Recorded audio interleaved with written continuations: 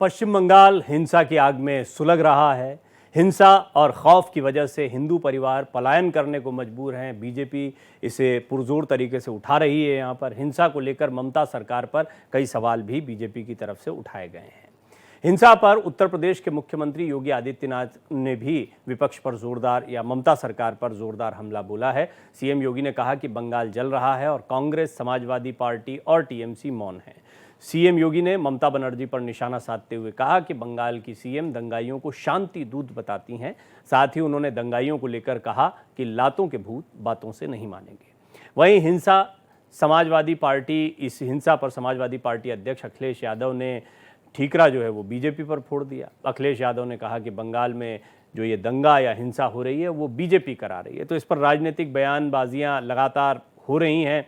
आज चर्चा में रहे उत्तर प्रदेश के मुख्यमंत्री योगी आदित्यनाथ, उनका बयान कि लातों के भूत बातों से नहीं मानते हैं और ममता बनर्जी दंगा करने वालों को शांति दूत कहती हैं।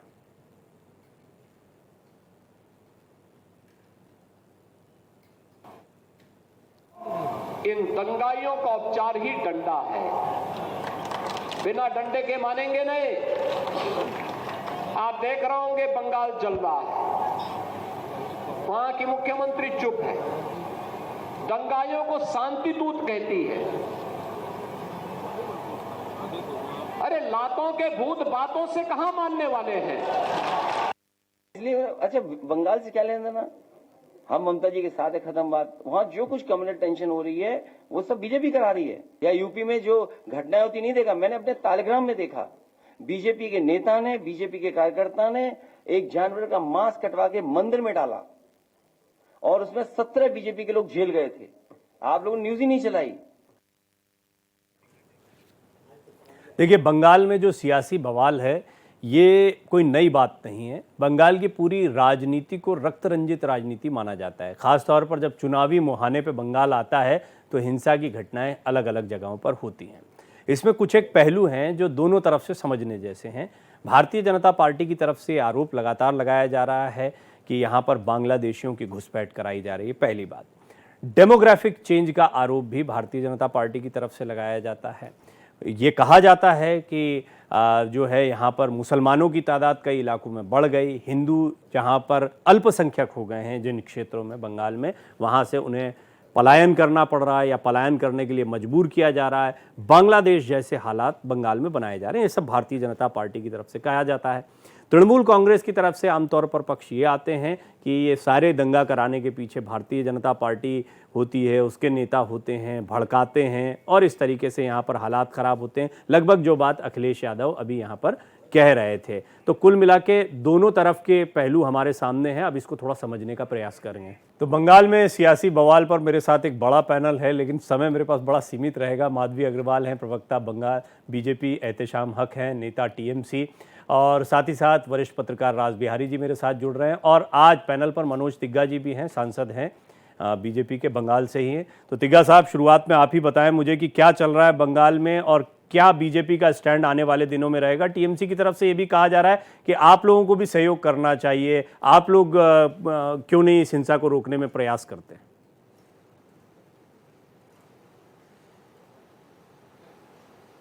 देखिए, बंगाल में तो 34 साल में जो वामफ्रंट का शासन था उसके बाद बड़े ही विश्वास के साथ में बंगाल की जनता ने 34 साल के बट ब्रिज को गिरा करके टीएमसी के शासन को यहाँ पर लाया, ताकि जो माँ माटी मानुष की जो सरकार है वह बंगाल में विकास करेगी, माताएं सुरक्षित रहेगी, इस आशा से लाए। लेकिन ये सरकार आने के बाद में, टीएमसी सरकार आने के बाद में, ममता बनर्जी मुख्यमंत्री बनने के बाद में वामफ्रंट का जो बुराई था उसमें अपना बुराई को जोड़ करके आगे बढ़ रही है। इसलिए जो वक्फ अमेंडमेंट बिल के नाम पर जिस प्रकार से आगजनी वहां पर जिस प्रकार से आगजनी हो रहा है, जिस प्रकार से दंगे हो रहे हैं, इसके लिए यदि कोई जिम्मेदार है तो माननीय मुख्यमंत्री जिम्मेदार है। ईद उल फितर के अवसर पर जब भड़काऊ भाषण देते हैं तो इस प्रकार का घटना होना स्वाभाविक है। तो इसलिए मुर्शिदाबाद में जो घटना घटी है उसके लिए यदि कोई जिम्मेदार है तो टीएमसी और माननीय मुख्यमंत्री ही जिम्मेदार है। आप आप जानते हैं कि आज बंगाली नववर्ष है। इस नववर्ष के अवसर पर कितने हिंदुओं को, वहां पर हिंदुओं को वक्फ बोर्ड के विरोध के आड़ में हिंदुओं को टारगेट किया जा रहा है। वहां पर उनके घर पर हमले हो रहे हैं, उनके संपत्ति लूटे जा रहे हैं, उनके घर में आग लगाया जा रहा है, उनका मर्डर हो रहा है, गाड़ियां जलाई जा रही है। और ये जो आज जो 15 तारीख है, पहला बैसाख है, यह बंगाल का नववर्ष है। इस अवसर पर आज हिंदू परिवार को, वहां पर बंगाली को झारखंड में रहने के लिए यदि कोई मजबूर कर रहा है तो ये टीएमसी सरकार और ममता बनर्जी कर रही है। आज अपने देश में उनको शरणार्थी शरणार्थी के रूप में दूसरे राज्यों में रहना पड़ रहा है। इससे अपमानजनक बात और क्या हो सकता है। जी, तो एहतेशाम हक साहब, ये एक बड़ा आरोप आ रहा है कि यहाँ पर बहुसंख्यक समाज जो देश में होता है वो बंगाल में कई जगहों पर अल्पसंख्यक है, यानी हिंदू समाज, और उसको पलायन के लिए मजबूर किया जा रहा है और फिर भी डिफेंड किया जा रहा है। मुस्लिम समुदाय को जो दंगा कर रहे हैं उनके बारे में भी बीजेपी के यही आरोप हैं, और इस दंगे को रोकने में टीएमसी नाकाम रही है, बंगाल सरकार नाकाम रही है। सबसे पहले आप तमाम चैनल के व्यूअर्स को मैं बंगाली न्यू ईयर की शुभकामना, ढेर सारी बधाई देना चाहता हूं, इसलिए कि हमारे पश्चिम बंगाल का आज नया दिन है, पहला कैलेंडर का डेट है। हमारे मनोज तिग्गा जी जो हमारे मित्र भारतीय जनता पार्टी के सांसद हमारे ही राज्य से आते हैं, वो इस तरह से जो माने एलिगेशन लगाने का काम कर रहे हैं, बहुत मैं ध्यानपूर्वक बात सुन रहा था। और मैं आपसे कहना चाहता हूं कि जब मैं बोलूं तो 2-4 मिनट में मुझे टाइम दिया, और तमाम जो इतने पैनलिस्ट बैठे हुए हैं तमाम ध्यान पूर्वक सुने, और उसके बाद में आपकी बारी आएगी तो जवाब देंगे। उन्होंने कहा कि ममता बनर्जी रेड रोड में नमाज जिस टाइम में ईद होता है उस टाइम में जाकर के मतलब इस तरह का बयान किए हैं। तो सबसे पहले मैं एक बात कहना चाहता हूँ कि दंगाइयों का कोई जाति या कोई धर्म नहीं होता। जो यहाँ जो घटना घटी है इसके पीछे जो जिम्मेदार है वो हमारे अपोजिशन का लीडर शुभेंदु अधिकारी जिम्मेदार है। मैं ये बात दावे के साथ कह सकता हूँ, इसलिए कि 4-5 दिन पहले जो यहाँ एक बहुत बड़ा त्योहार जो मतलब इसके रूप में जो हुआ था, तो उस त्योहार में उन्होंने कहा था कि रामनवमी के शुभ अवसर पर कहा था, रामनवमी में शुभ अवसर में हमारे तमाम धर्म जाति वर्ग विशेष के लोगों ने, हम लोग तमाम उल्लास के साथ में पूरा बंगाल समझ लिए कि हम लोग मनाया त्योहार। और उसके बाद में उन्होंने उसी दिन रात में कहा कि रात 10 बजे के बाद देखिए क्या होता है। तो उन्होंने उनका ये है कि बंगाल में उनका 2021 का सपना था कि अब की बार दिलीप घोष जिस समय सभापति थे उन्होंने कहा था कि अब की बार 200 के पार। तो बंगाल की जनता जो है यहाँ नकार दिया। तो 2026 आने वाला है, तो किसी तरह से ये एक तरह का समझ लिए ये कोशिश कर रहे हैं, षड्यंत्र कर रहे हैं कि यहाँ भारतीय जनता पार्टी काबिज हो। लेकिन मैं दावे के साथ कह सकता हूं कि 2026 भी आपका सपना मनोज तिग्गा जी आपका पूरा नहीं होगा। ये बंगाल की धरती, ये सेकुलर धरती है। यहाँ हिंदू मुसलमान सिख ईसाई बौद्ध जैन एससी एसटी ओबीसी सभी एक छतरी के नीचे रहते हैं, और हमारी नेत्री ममता बनर्जी जो है सबके साथ में रहती है। आपने देखा होगा जी कि पार्क स्ट्रीट में यहाँ लाखों की तादाद में रहते हैं जब वहां ममता बनर्जी आती है। तो ये बोलती है कि धर्म सबका, ये एहतेशाम साहब हिंदू पलायन क्यों कर रहे हैं? हम लोग उत्सव तमाम बंगाल के लोग ये ठीक है, आपकी बात अच्छी है, सही बात, आप अच्छी बात बोल रहे हैं। ये बताएं हिंदू पलायन क्यों कर रहे हैं इन क्षेत्रों से?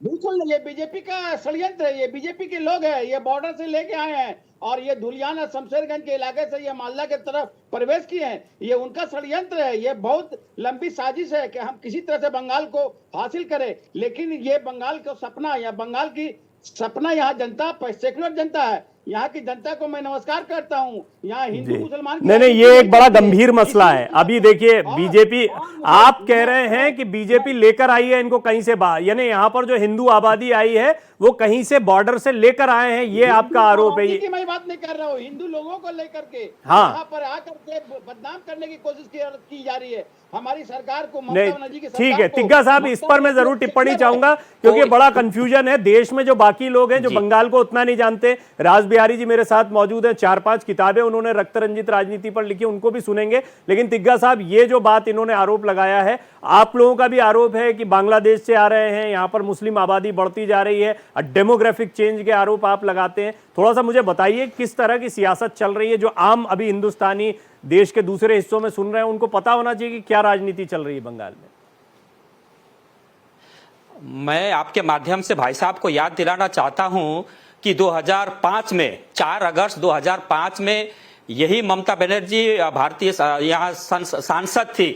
उस समय कागज फाड़ करके जो स्पीकर के डेस्क की तरफ फेंका गया, तो उनका यही आरोप था कि वामफ्रंट की जो सरकार है यह बांग्लादेश से वोटर लाती है और यहां पर वोट करा करके जीतती है। ये आरोप हमने नहीं लगाया, ये आरोप माननीय मुख्यमंत्री जो अभी हैं उन्होंने 4 अगस्त 2005 को आरोप लगाते हुए कहा था कि वामपंथी वहां से वोटर ला करके यहां पर जीती है। यही काम आज यदि कोई कर रहा है तो ये टीएमसी की सरकार ममता बनर्जी कर रही है। आप यदि जाएंगे, बॉर्डरिंग इलाका है जो बांग्लादेश से सटा हुआ इलाका है, चाहे मुर्शिदाबाद हो, चाहे मालदा हो, चाहे दक्षिण 24 परगना हो या दक्षिण दिनाजपुर का क्षेत्र हो, वहां अस्वाभाविक रूप से वोटर की वृद्धि हुई है, डेमोग्राफी चेंज हुआ है। क्या बोलते हैं आप कि यहां पर कुछ नहीं हुआ है? आप 2021 के इलेक्शन में, विधानसभा इलेक्शन में, 2018 का पंचायत इलेक्शन में कूच बिहार के हिंदू को आसाम में जाकर के आश्रय लेना पड़ा। आपको मालूम है कि वहां पर जाकर के अपने ही देश में दूसरे राज्य में जाकर के शरणार्थी के रूप में रहने के लिए किसी ने बेबस किया,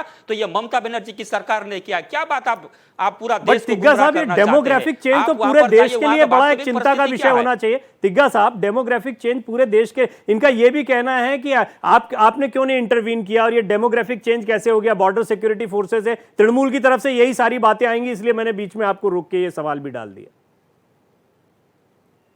मैं आपको बताना चाहता हूं कि यह, भाई साहब को शायद मालूम नहीं है कि यह है कि यूनियन ऑफ स्टेट, भारतवर्ष राज्यों से बना हुआ देश है। वहां पर बॉर्डर इलाका में 2216 किलोमीटर वहां पर बॉर्डर इलाका है। अभी भी 500 किलोमीटर के लगभग वहां पर फेंसिंग नहीं हुआ है। हमारे गृह मंत्रालय की तरफ से बार बार राज्य सरकार को आवेदन किया गया कि आप वहां पर जमीन दीजिए, हम यहां पर फेंसिंग करेंगे।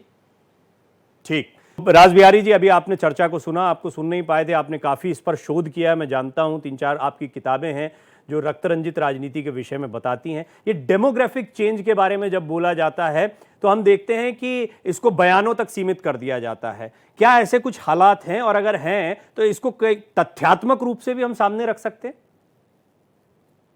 देखिए, जब मैंने रिसर्च किया था 2021 तक, तो ये बात सामने आई थी मीडिया के विभिन्न स्रोतों से कि बंगाल में लगभग 8000 गांव ऐसे हैं जो जहां से हिंदू आबादी लगभग खत्म हो गई, यानी कि जीरो है। हिंदू सब छोड़ के चले गए हैं। वो इसलिए छोड़ के चले गए कि उनकी बहन बेटियों के साथ ऐसे हरकतें होती थी कि और उन्हें एक षड्यंत्र के तहत उनकी जमीन हथियाने के लिए सब किया जाता था, तो छोड़ के चले गए। बंगाल में देखिए, पश्चिम बंगाल में एक कहावत है, जबरा मारे रोवे ना भी, कि वहां पर आपकी पिटाई भी होगी और आपको बोलने भी नहीं दिया जाएगा। अगर कोई बोलने भी आएगा तो उस पर कहा जाएगा कि इन्हीं का हाथ है, इन्होंने ही अपनों को मारा है।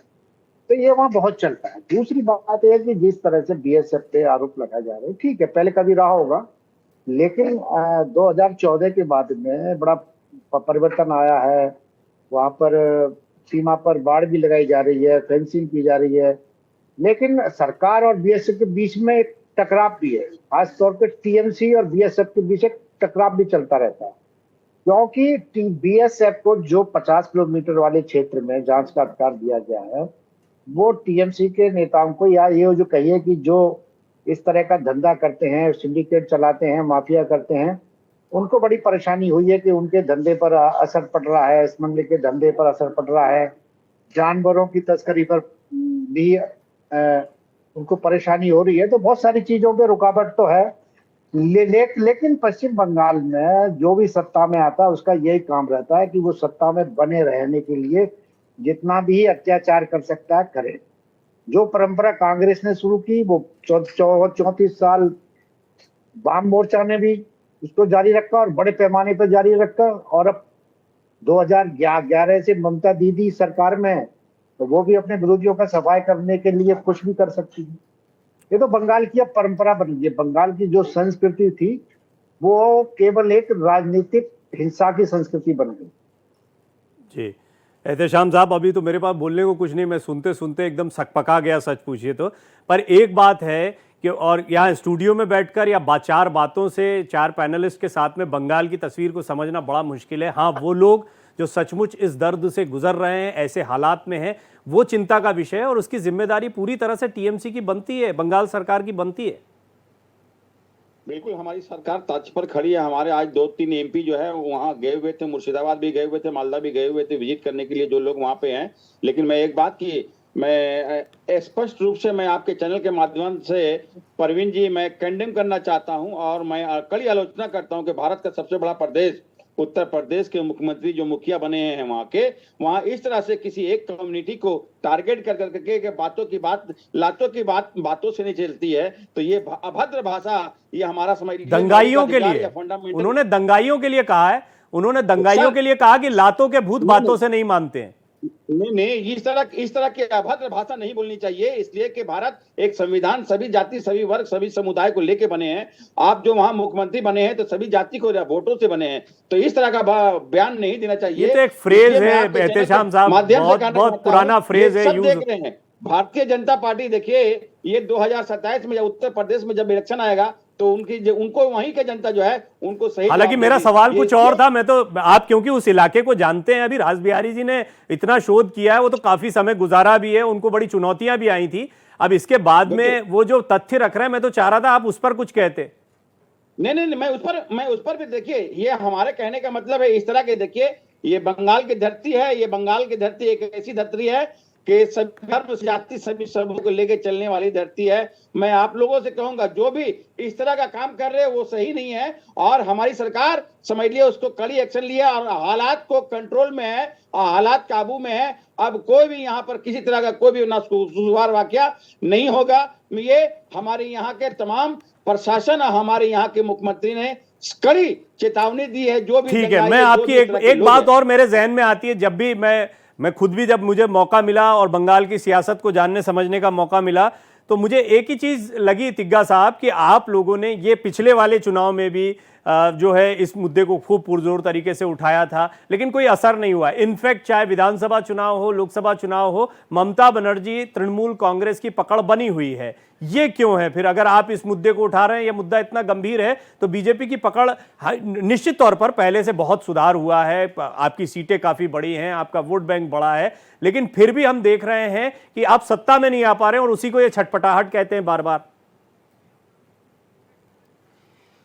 मैं आपको बताना चाहता हूं और हमारे जो टीएमसी के प्रवक्ता है उनको भी बताना चाहता हूं कि जो बोल रहे हैं कि बंगाल में सब कुछ ठीक ठाक है, भाई साहब मैं साक्षी हूं। मैं 2 बार विधायक था, 2016 में विधायक बना, जब 3 विधायक थे, दिलीप घोष जी विधायक थे, स्वाधीन कुमार सरकार थे और मैं एक था, और दूसरी बार 2021 में मैं जीत करके आया।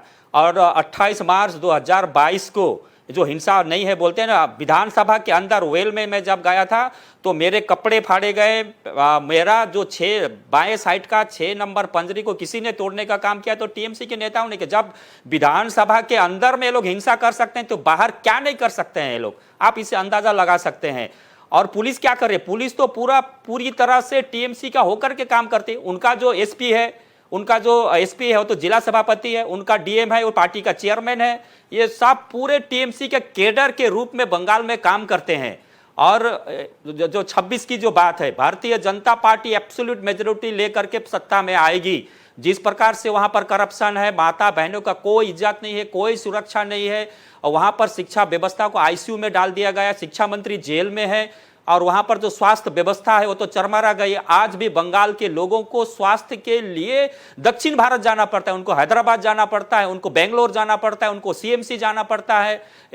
तो जो परिस्थिति है, बंगाल के लोग परिवर्तन देख रहे हैं। निश्चित रूप से 2026 में परिवर्तन आएगा। और हमारा जो आरोप लगाए शुभेंदु अधिकारी के ऊपर में, तो ये तो इस आरोप का कोई मतलब नहीं बनता है, निराधार है, ये निराधार है। हमारे शुभेंदु अधिकारी जी विधानसभा के विरोधी दल के नेता हैं, सुकांत मजुमदार जी हमारे नेता हैं, दिलीप घोष जी हमारे नेता, इनका हाथ पकड़ करके निश्चित रूप से 2026 में परिवर्तन होगा। और पश्चिम बंगाल के लोग बेसब्री से इंतजार कर रहे हैं। जब 4% का बीजेपी पार्टी 40% बन सकती है, तो निश्चित रूप से 2026 में एब्सोल्यूट मेजोरिटी के साथ में सत्ता में भी आ सकती है। और ये सत्ता के पश्चिम बंगाल के लोग परिवर्तन के लिए वामफ्रंट को नहीं, कांग्रेस को नहीं, एकमात्र यदि कोई विकल्प है तो भारतीय जनता पार्टी विकल्प है। और भारतीय जनता पार्टी को ही विकल्प के रूप में पश्चिम बंगाल के लोग चुनेंगे। और 26 में भारतीय जनता पार्टी का सरकार बनना निश्चित है, कोई भी नहीं रोक सकता है। एहतेशाम साहब के पास में जाऊं से पहले रास बिहारी जी मुझे ये बताएं कि आमतौर पर चुनाव के पहले, चाहे छोटा चुनाव हो बड़ा चुनाव हो, चुनाव के पहले ऐसे हालात क्यों बनते हैं बंगाल? देखिए, लगातार एक वजह है जी, लगातार चुनाव चलते हैं, और खास तौर पे जब पंचायत चुनाव आते हैं तो हिंसा और बढ़ जाती है। जितनी हिंसा लोकसभा चुनाव में होती है उससे ज्यादा हिंसा विधानसभा चुनाव में होती है, और सबसे ज्यादा हिंसा होती है पंचायत चुनाव में, क्योंकि छोटा चुनाव होता है, स्थानीय स्तर पर चुनाव होता है। और ऐसा नहीं है कि चुनाव के दौरान ही होती है, चुनाव से पहले भी हिंसा शुरू हो जाती है वहां पर। अब मान लीजिए कि अब अगर अगले साल मई जून में वहां चुनाव होना है तो हिंसा वहां पर अभी से शुरू हो गई है। ये तो अभी कुछ घटनाएं हो गई हैं जिस कारण कुछ चीजें रुकी हुई, लेकिन हिंसा वहां लगातार जारी है। लेकिन अभी तक ये है कि टीएमसी के लोग आपस में मारे जा रहे थे। अभी पिछले महीने जो लोग मारे गए हैं वो टीएमसी के हाथों टीएमसी के लोग ही मारे जा रहे हैं। और इसकी एक वजह है कि वहां पर जो एक रंगदारी वसूलने का ठेकेदारी है, वहां पर बहुत सारी जिस तरह से माफिया और सिंडिकेट काम करते हैं, तो उन पर भी वर्चस्व के लिए लड़ाई झगड़ा होता है। अलग अलग जो इलाके हैं बंगाल में, मान लीजिए कि आसनसोल, रानीगंज या दुर्गापुर वाले इलाके में बालू, जो ग्रामीण इलाके बालू की तस्करी है, कोयले की तस्करी है, श्रमिकों की ठेकेदारी है, या अन्य इलाकों में जो बस जो रंगदारी है, वसूली है, शहरों में सिंडिकेट है, जो सिंडिकेट जिसको हम कहते हैं कि अगर मकान बनाना है आपको तो आपको उनसे परमिशन लेनी पड़ेगी, नगर निगम से तो ले ही लेनी है, लेकिन अगर आपको वहां पर कोई सीमेंट खरीदना है, बालू खरीदना है, ईंट खरीदना है तो उनसे ही लेना पड़ेगा, नहीं तो कोई दादा आपका मकान नहीं बनाएगा। और अगर आपने मकान बनाने की कोशिश की तो आपके मकान पर बम भी फेंका जा सकता है, फेंका ही जाता है, फेंका क्या जा सकता है, फेंका ही जाता है। और वहां अभी कई ऐसी घटनाएं हुई हैं कि बच्चे गेंद से खेल रहे थे, वो फट गए क्योंकि बम थे। तो वहां तो बम ऐसे जगह जगह फटके रहते हैं कि बच्चे खेलते हैं, वो फट जाते हैं, मर भी जाते हैं, घायल होते हैं बड़ी संख्या में। ऐसी बहुत सारी घटनाएं हुई हैं जहां बम है, हथियार है, तो वहां पर तो राजनीति किस हालत में होगी आप ये समझ ही सकते हो। एहतेशाम साहब, इन लोगों को प्रश्रय देना, किसी तरह के हथियारों को प्रश्रय देना, क्योंकि वो फिर पॉलिटिकल कार्यकर्ता भी निकलते हैं, ये भी आरोप निकलता है, जिसको काडर कहा जाता है, क्लब पॉलिटिक्स कहा जाता है, बंगाल में बड़ी चर्चित है। आपने वामपंथी दलों के खिलाफ जो आरोप लगाया उसी का बहुत सारा काडर हम जानते हैं कि इस तरह से ममता जी जो हैं वो पश्चिम बंगाल में अपनी सियासत के लिए आई कांग्रेस को से अलग होने के बाद, और कैसे उन्होंने अपने काडर को डेवलप किया, बहुत सारे वही लोग आए। यानी परंपरा वही है, जिस वामपंथ का या वामपंथी तौर तरीकों का आप विरोध करते थे, वही काडर आपके साथ में आ गया। देखिए डॉक्टर प्रवीण तिवारी जी, देखिए हमारी ममता बनर्जी आज जो तीसरी बार 2021 में जो सत्ता में आई हैं तो विकास के जरिए आई। आपको सोचना होगा, बहुत डेवलपमेंट किए हैं उन्होंने। आप लक्की भंडार, हमारी माताओं बहनों को लक्की भंडार दिए हैं, अभी 1000 रुपया हर एक लोगों को दिया है। आप देखेंगे विकास 15,000 किलोमीटर रास्ते का निर्माण हुआ। यहाँ क्या क्या 70 योजनाएं हैं, लोगों का डेवलपमेंट। यहाँ की जनता हिंदू मुसलमान, मैं स्पष्ट रूप से त्रिपाठी जी मैं बोलना चाहता हूँ आपको, इसलिए कि मुझे बोलने में कोई दिक्कत नहीं है। एक ऐसी जनप्रिय उनका लोकप्रियता है, मैं बता नहीं सकता हूँ। वो भारत के समझ लिए कि एक बड़े नेताओं में ममता बनर्जी शुमार होती है। वो सभी धर्म, सभी जाति, सभी समुदाय को लेकर चलने वाली है। यहाँ हम लोग का उस तरह का नहीं है, लेकिन भारतीय जनता पार्टी जो इस तरह का। और आपको मैं एक बात से अवगत करा दूं, 2024 का जो लोकसभा गया था, अभी हमारे होम मिनिस्टर अमित शाह जी यहाँ आए हुए थे, उन्होंने कहा था कि अब की बार 400 के पार केंद्र में, और भारत बंगाल में उन्होंने कहा था कि 35 सीट में ला के दिखलाऊंगा, लेकिन उनकी 18 सीटें थी। जो हमारे अभी मनोज तिग्गा जी जो बोल रहे हैं कि 2026 में इनका सपना पूरा होगा, तो मैं 24 का मैं आपको एक्सप्लेन कर दूं कि उन्होंने 18 सीट 2019 में था, लेकिन 2024 में इनको 12 सीट 6 सीट माइनस हो गया। तो यहाँ की जनता देखिए हिंदू मुसलमान की राजनीति नहीं करते हैं, डेवलपमेंट की राजनीति करते हैं। जो सरकार यहाँ डेवलपमेंट करेगी उसी को यहाँ की आवाम वोट देगी।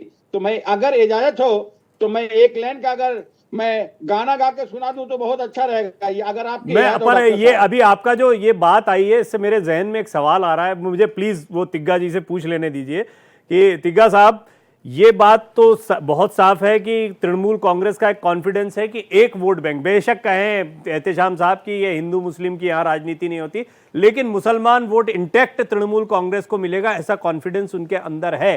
क्या बिना मुस्लिम मतदाताओं के आप जीत सकते हैं, या आप लोगों की स्ट्रैटेजी इसको लेकर कुछ और है? क्योंकि बंगाल का माहौल दूर से देखने में बिल्कुल ऐसा लगता है कि जैसे पॉलिटिकल पार्टीज भी दो धड़ों में बटी हुई है।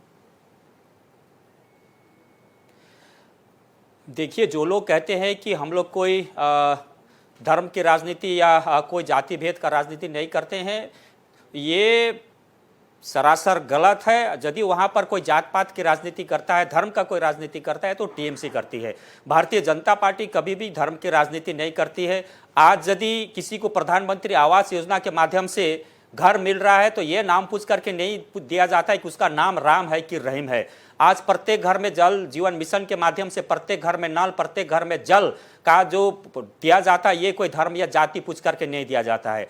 आज यदि राशन फ्री में दिया जाता है तो किसी का जात या धर्म पूछ करके नहीं दिया जाता है। यदि वास्तव में कोई धर्म निरपेक्ष पार्टी है तो भारतीय जनता पार्टी है, और जो धर्म निरपेक्ष का चोला पहन करके घूम रहे हैं वही जो है ये जात पात का भड़काने का काम करते हैं। जो वक्फ बोर्ड जो यहाँ पर अमेंडमेंट जो बिल पास हुआ, या कोई हिंदू या धर्म का कोई हिंदू या मुस्लिम को विभाजन करने वाला कोई बिल नहीं है, या यह एक प्रशासनिक बिल है, लेकिन इसको भड़का करके मुस्लिम वोट का वोट बैंक, क्योंकि ये वक्फ बिल पास होने के बाद में उनका जो मुस्लिम वोट के ऊपर में जो पकड़ था वो कहीं ना कहीं दरकने का भय है, इसलिए वहां पर दंगा फैलाने का काम ये लोग कर रहे हैं। और जात पात का यदि कोई राजनीति करती है बंगाल में तो टीएमसी पार्टी करती है, बीजेपी नहीं करती है। जी, आप लोगों ने अपनी अपनी बातें, एहतेशाम साहब अपनी लाइनें सुनाइएगा बस, क्योंकि समय नहीं है अब मेरे पास। मैं आपका धन्यवाद करूं उससे पहले 30 सेकंड दूसरे शब्दों के लिए दे देते तो थोड़ा अच्छा रहता।